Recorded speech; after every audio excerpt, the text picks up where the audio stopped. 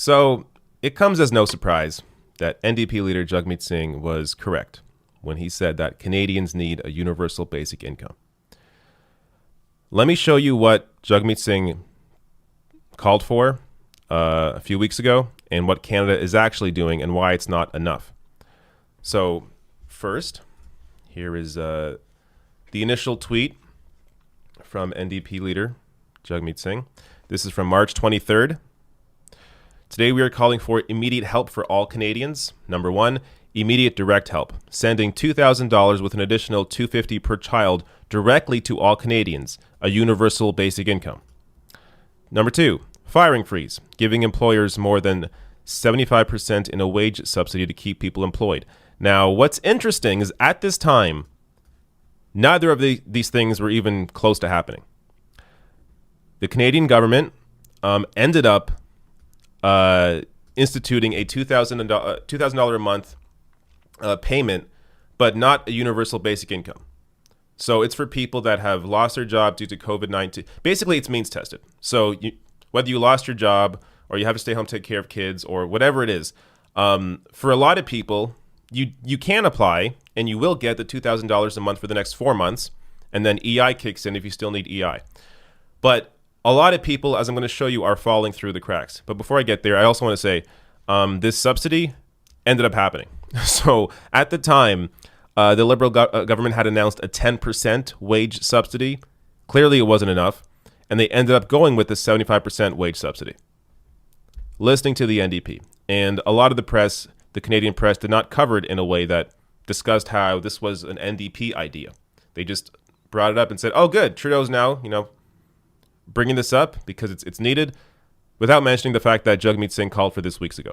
But apart from that aspect of it, this is the direct impact right now of not having a universal basic income. So from iPolitics, a third of unemployed Canadians left out of EI and the CERB. So the CERB being the $2,000 a month. So 1/3 of unemployed Canadians don't have anything. Let me read just the first 3 paragraphs here. So 1/3 of unemployed Canadians will receive no income support from employment insurance or the federal emergency benefit, according to a new analysis from the Canadian Centre for Policy Alternatives. An estimated 862,000 Canadians will receive nothing from EI or the Canada Emergency Response Benefit, predicts an analysis released Thursday that offers a picture of who is not covered by the safety net Ottawa has created for workers. So let me give you the actual details here. So the bulk of those missing out on the 2 programs, 604,000 Canadians in total, lost their job before COVID-19 hit Canada and can't claim or qualify for EI. This is largely because they lack the number of work hours needed to be eligible or did not work in the previous 2 years.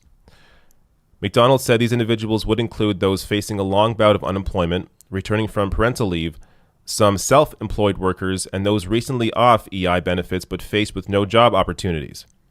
Since these individuals did not lose their job due to COVID-19, they are also excluded from the CERB, which will provide $2,000 for every 4 weeks for Canadians who have seen their income shrink to zero due to the crisis.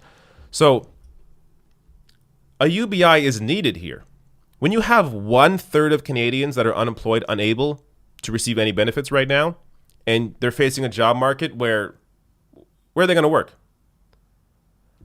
This is why, from the start, Jagmeet Singh was correct. There is more.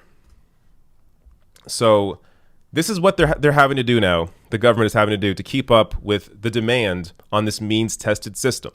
So more than 1,000 CRA employees have volunteered to bolster those numbers and take calls from an estimated 300,000 Canadians per day who are expected to inquire about the government's $2,000 a month Canada Emergency Response Benefit. So these 300,000 calls per day wouldn't be happening if this was a universal basic income. There would be no need to call in and inquire about if you can apply or if you qualify for this benefit, because it would already be guaranteed to you. It would be universal. So there are actually, as Mr. Sinister, Independent Socialist, points out, if we had UBI, they could stay home and self-isolate. We are going to infect thousands to protect the idea that means testing is a viable option.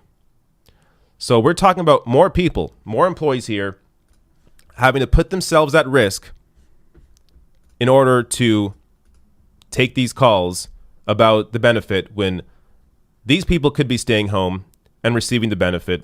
And these people, these Canadians, would not have to be calling the government to figure out if they can apply or if they qualify for the benefit.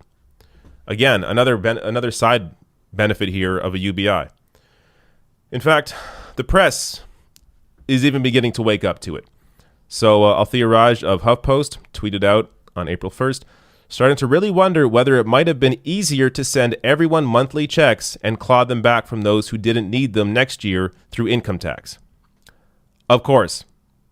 So this, again, when you even have the press, like Althea Raj is not, a democratic socialist here, but she's recognizing the reality of how when you add more complications to the system and have this sort of patchwork system and this means-tested system, that you could eliminate all of this ridiculousness and have a more efficient system if you have a universal basic income during this entire crisis. One more thing to share here. This is Liberal Finance Minister Bill Morneau. His response to why isn't this a universal benefit? Morneau says, we came to the conclusion quite rapidly that it is not nearly as advantageous as what we came up with the CERB. That combined with wage subsidy is the right way to do this, Morneau says. Again, unwilling to recognize how people are falling through the cracks here and how they have to employ more people to deal with this means-tested system. So, yes, while Canada is doing, I would say, more than the U.S. is doing, there are still people here that are, a lot of people, 1/3 of people unemployed, falling through the cracks that are not getting any benefit at all.